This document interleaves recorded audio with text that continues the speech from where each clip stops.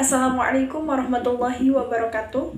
Yang terhormat Bapak Ahmad Sulaiman Magister Agama, selaku dosen pengampu mata kuliah pengantar studi Islam, Kampus Dr. KHIJ Mutakin Purwakarta. Yang saya hormati teman-teman Prodi Hukum Islam semester 2, Kampus Dr. KHIJ Mutakin Purwakarta. Izin memperkenalkan diri, nama saya Susan Ismimbar dengan NIM 010221010021. Mahasiswi Prodi Hukum Keluarga Islam semester 2, Kampus Dr. KHIJ Mutakin Purwakarta. Pada kesempatan kali ini saya akan memaparkan materi-materi pengantar studi Islam untuk memenuhi tugas ujian akhir semester 2. Saya harap teman-teman semua dapat menyimak video ini dari awal sampai akhir. Terima kasih. Pengantar studi Islam merupakan mata kuliah dasar di perguruan tinggi Islam sebagai pengantar untuk memahami Islam secara luas dan lengkap dengan membahas dasar-dasar ajaran Islam serta cara atau pola pemahaman ajaran Islam yang berkembang di kalangan umat Islam. Sejarah Islam dari masa ke masa. Berkembangnya peradaban Islam karena dilandasi oleh semangat ketuhanan atau tauhid. Peradaban Islam meninggalkan jejak bernilai tinggi di tempat-tempat peradaban Islam. Berkembangnya agama Islam sejak 14 abad silam turut mewarnai sejarah peradaban dunia. Bahkan, pesatnya perkembangan agama Islam itu, baik di barat maupun timur, pada abad ke-8 sampai 13 Masehi, mampu menguasai berbagai peradaban yang ada sebelumnya. Pertanyaan, mengapa perkembangan peradaban dari setiap macam yang selalu membawa perubahan? Dan manfaat apa saja yang bisa dipetik dari sejarah perkembangan Islam pada abad pertengahan? Tanggapan atau jawabannya, karena tiap zaman akan terjadi perkembangan dalam setiap bidang maupun aspek kehidupan.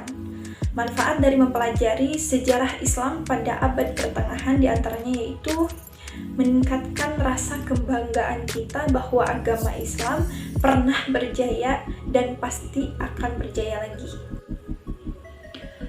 Thalabul ilmi fardhatun 'ala kulli muslimin wal muslimat. Mencari ilmu wajib bagi setiap muslim laki-laki dan muslim perempuan.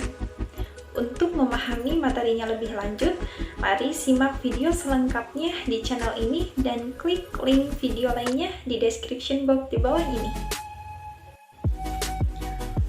Objek kajian Islam dan metodologinya.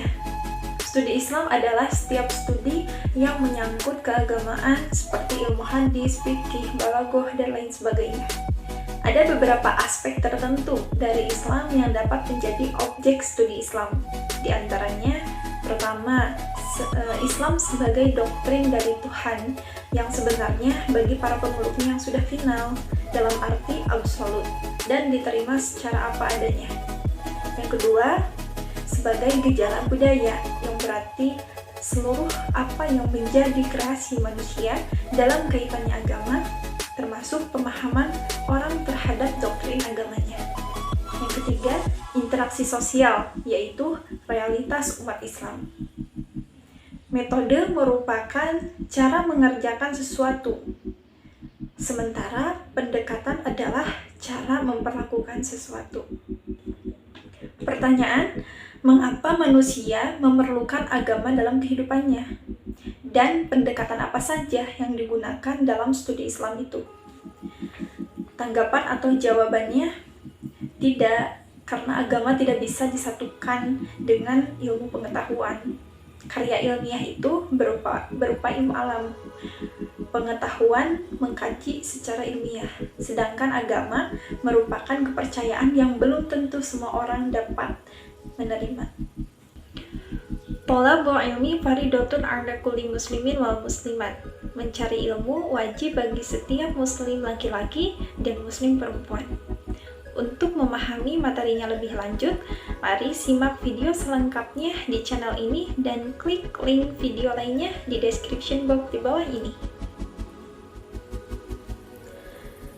Model studi Al-Quran. Fungsi Al-Quran yang pertama yaitu tuntunan serta hukum untuk menempuh kehidupan. Di dalam Al-Quran terdapat hukum-hukum yang bertujuan untuk mengatur kehidupan manusia, untuk dapat hidup bahagia, tentram, sejahtera. Di antaranya tuntunan dalam jinayat, yaitu peraturan yang berhubungan dengan tindak kriminal. Muamalat, yaitu peraturan perdata dalam masyarakat. Munakahat, yaitu peraturan yang mengatur permasalahan pernikahan. Kemudian faraid, yaitu peraturan undang-undang yang mengatur pembagian harta pusaka. Kemudian jihad, yaitu peraturan yang mengatur permasalahan perang. Kedua fungsi Al-Quran itu adalah petunjuk pada jalan lurus, yaitu jalannya Allah Subhanahu wa Ta'ala. Dan Al-Quran juga fungsinya sebagai obat. Esensi Al-Quran. Fungsi dan esensi Al-Quran adalah sebagai Al-Huda, Al-Furqan, Asy-Syifa, dan Mau'izah bagi orang yang beriman melalui Rasulullah. Pengertian studi ulumul Quran. Ulumul Al-Quran atau tafsir menurut ahli tafsir ada ilmu asbabun nuzul, ya, kemudian Thariq Al-Quran, lughah wal qiraah, ilmu gaya, dan struktur Al-Quran. Metode tafsir Al-Quran menurut ahli tafsir yaitu metode ijmali, yaitu ringkasan, kemudian tahlili, yaitu analisa, kemudian muqarron, yaitu komparatif, kemudian maudhu'i, yaitu tematik. Model studi tafsir, ada tafsir bil mansur, kemudian ada tafsir bil to'i, kemudian ada tafsir ijmali, kemudian ada tafsir tahlili, dan ada tafsir maudhu'i. Pertanyaan, apa perbedaan Al-Quran dan ulumul Quran itu? Dan apakah Al-Quran itu makhluk atau bukan? Jawaban atau tanggapannya, Al-Quran adalah pedoman atau objeknya, sedangkan ulumul Quran itu berasal dari kata yaitu ulumul yang artinya ilmu, dan Quran adalah Quran itu sendiri. Jadi, bisa disimpulkan bahwa ulumul Quran adalah suatu pengetahuan mengenai Al-Quran. Al-Quran menurut si penjauhnya mengatakan bahwa Al-Quran itu adalah kalam atau wahyu dari Allah Subhanahu wa Ta'ala, yang berarti bukan makhluk tapi kalam Allah. Thalabul ilmi fardhatun 'ala kulli muslimin wal muslimat. Mencari ilmu wajib bagi setiap muslim laki-laki dan muslim perempuan. Untuk memahami materinya lebih lanjut, mari simak video selengkapnya di channel ini dan klik link video lainnya di description box di bawah ini. Materi selanjutnya yaitu model studi fikih. Urgensi studi fikih. Metode studi fikih dalam tulisan ini adalah kitab-kitab yang menjelaskan tentang hukum-hukum yang bersifat praktis sebagai produk dari aktivitas ijtihad para ulama. Fikih terbagi dua, yang pertama fikih dan yang kedua usul fikih. Kedua fikih ini adalah hasil dari daya nalar ulama atau geraha dalam menganalisis dalil-dalil dan peristiwa yang muncul secara bersamaan. Hukum Islam. Hukum atau syariat Islam adalah sistem kaidah-kaidah yang didasarkan pada wahyu Allah Subhanahu wa Ta'ala dan sunnah Rasul mengenai tingkah laku orang mukallaf atau orang yang sudah dapat dibebani kewajiban yang diakui dan diyakini yang mengikat bagi semua pemeluknya. Model-model penelitian fikih. Yang pertama ada pada periode Nabi. Pada periode ini, untuk menyelesaikan persoalan pada zaman itu, maka Nabilah yang menjadi satu-satunya sumber hukum. Yang kedua, periode sahabat Nabi. Pada periode ini, selain berpegang pada Al-Quran dan hadis, para sahabat juga sering dijumpai berbagai persoalan hukum. Yang ketiga ada periode taklid atau serta kemunduran. Setelah periode ijtihad, datanglah periode taklid dan penutupan ijtihad di abad ke-4 Hijriah atau 11 Masehi. Dan mulainya masa kemunduran dalam sejarah kebudayaan Islam. Berhentilah perkembangan hukum Islam sejak itu. Model Harun Nasution, guru besar dalam bidang teologi dan filsafat Islam, beliau juga mempunyai perhatian terhadap hukum Islam.